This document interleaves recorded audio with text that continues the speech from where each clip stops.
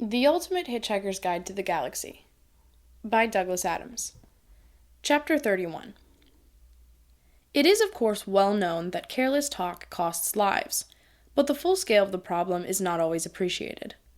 For instance, at the very moment that Arthur said, "I seem to be having tremendous difficulty with my lifestyle," a freak wormhole opened up in the fabric of the space-time continuum and carried his words far, far back in time, across almost infinite reaches of space, to a distant galaxy where strange and warlike beings were poised on the brink of frightful interstellar battle.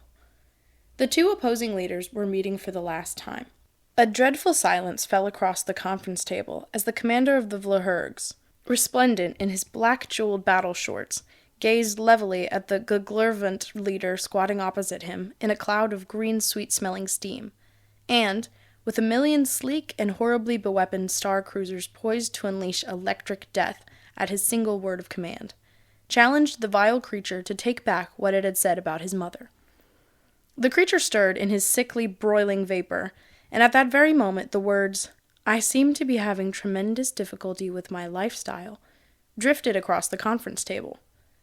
Unfortunately, in the Vlahurg tongue, this was the most dreadful insult imaginable, and there was nothing for it but to wage terrible war for centuries.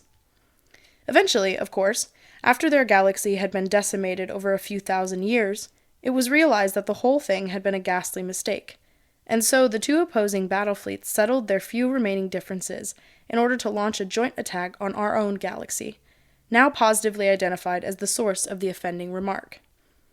For thousands more years, the mighty ships tore across the empty wastes of space, and finally dived screaming onto the first planet they came across, which happened to be the Earth, where, due to a terrible miscalculation of scale, the entire battle fleet was accidentally swallowed by a small dog. Those who study the complex interplay of cause and effect in the history of the universe say that this sort of thing is going on all the time, but that we are powerless to prevent it. It's just life, they say. A short air car trip brought Arthur and the old Magrathian to a doorway. They left the car and went through the door into a waiting room full of glass-topped tables and plexiglass awards. Almost immediately, a light flashed above the door on the other side of the room, and they entered. "Arthur, you're safe!" a voice cried. "Am I?" said Arthur, rather startled. "Oh, good." The lighting was rather subdued, and it took him a moment or so to see Ford, Trillian, and Zaphod sitting round a large table, beautifully decked out with exotic dishes, strange sweet meats, and bizarre fruits. They were stuffing their faces. "What happened to you?" demanded Arthur. "Well," said Zaphod, attacking a boneful of grilled mussel, "our guests here have been gassing us and zapping our minds and being generally weird, and have now given us a rather nice meal to make it up to us. Here," he said, hoiking out a lump of evil-smelling meat from a bowl. "Have some vegan rhino's cutlet. It's delicious if you happen to like that sort of thing." "Hosts?" said Arthur. "What hosts? I don't see any—" A small voice said, "Welcome to lunch, Earth creature." Arthur glanced around and suddenly yelped. "Ugh!" he said. "There are mice on the table!" There was an awkward silence as everyone looked pointedly at Arthur. He was busy staring at two white mice sitting in what looked like whiskey glasses on the table. He heard the silence and glanced around at everyone. "Oh," he said, with sudden realization.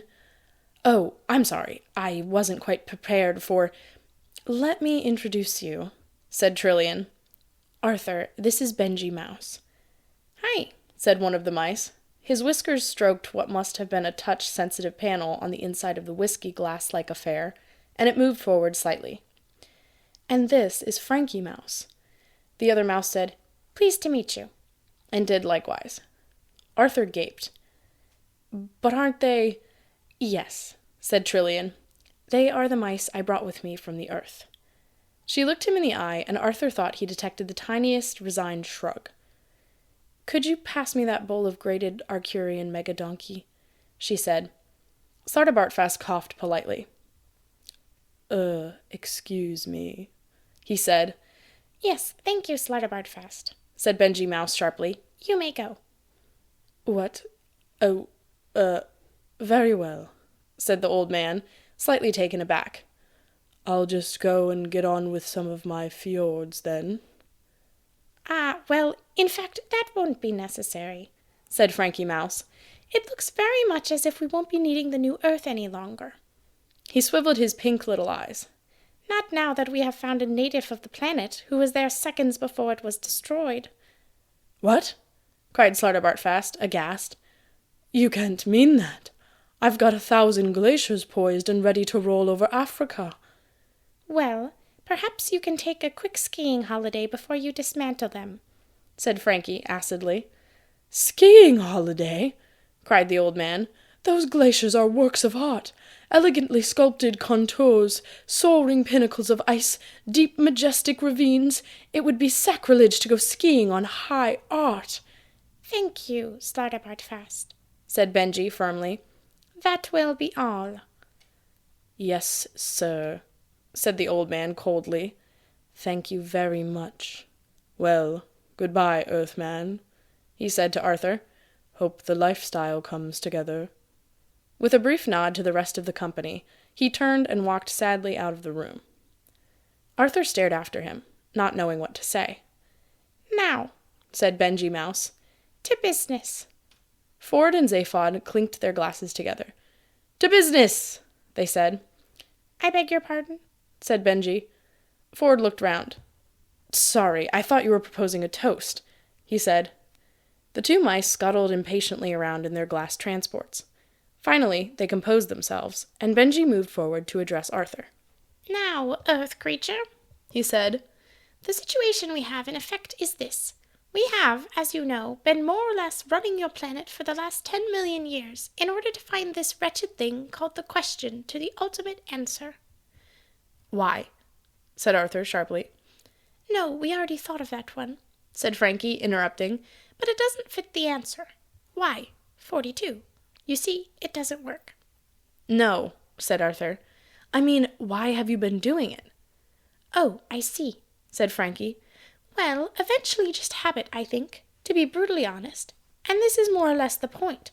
We're sick to the teeth with the whole thing, and the prospect of doing it all over again on account of those Winnet-ridden Vogons quite frankly gives me the screaming heebie-jeebies. You know what I mean? It was by the merest lucky chance that Benji and I finished our particular job and left the planet early for a quick holiday, and have since manipulated our way back to Magrathea by the good offices of your friends."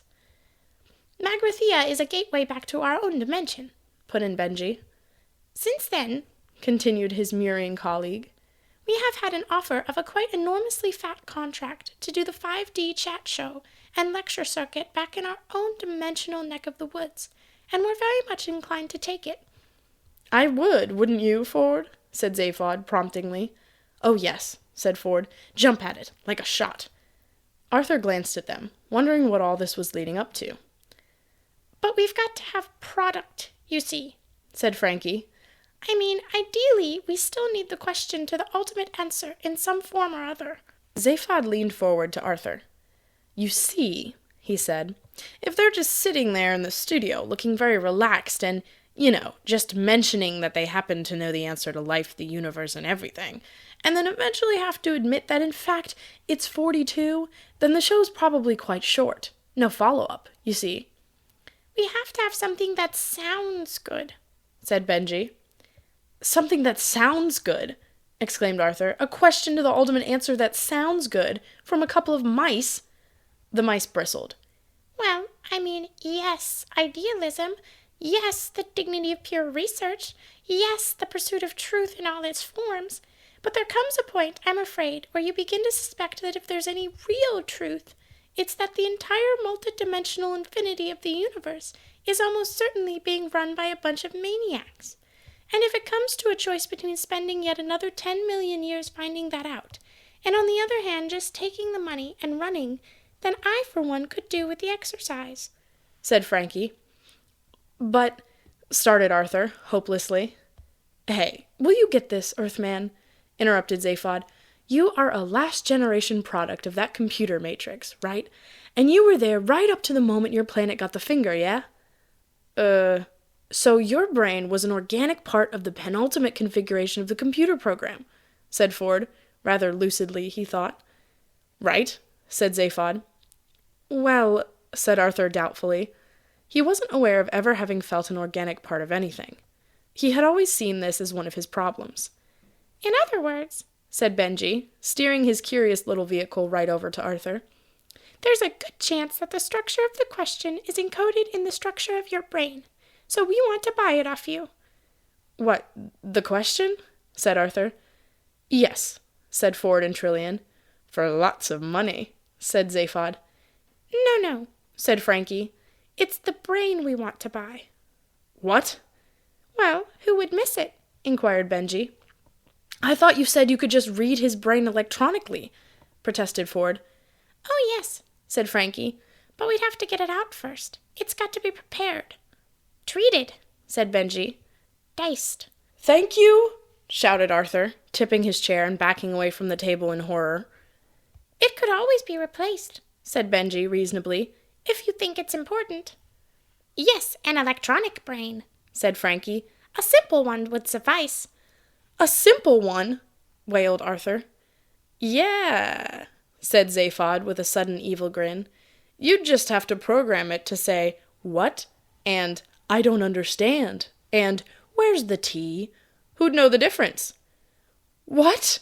Cried Arthur, backing away still further. See what I mean? Said Zaphod, and howled with pain because of something that Trillian did at that moment. I'd notice the difference, said Arthur. No, you wouldn't, said Frankie Mouse. You'd be programmed not to. Ford made for the door. Look, I'm sorry, mice old lads, he said. I don't think we've got a deal. I rather think we have to have a deal, said the mice in chorus, all the charm vanishing from their piping little voices in an instant. With a tiny whining shriek, their two glass transports lifted themselves off the table and swung through the air toward Arthur, who stumbled farther backwards into a blind corner, utterly unable to cope or think of anything.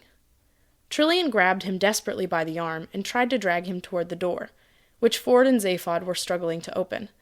But Arthur was dead weight. He seemed hypnotized by the airborne rodents swooping toward him. She screamed at him, but he just gaped.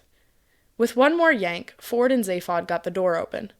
On the other side of it was a small pack of rather ugly men who they could only assume were the heavy mob of Magrathea. Not only were they ugly themselves, but the medical equipment they carried with them was also far from pretty. They charged. So, Arthur was about to have his head cut open, Trillian was unable to help him, and Ford and Zaphod were about to be set upon by several thugs a great deal heavier and more sharply armed than they were. All in all, it was extremely fortunate that at that moment every alarm on the planet burst into an ear-splitting din.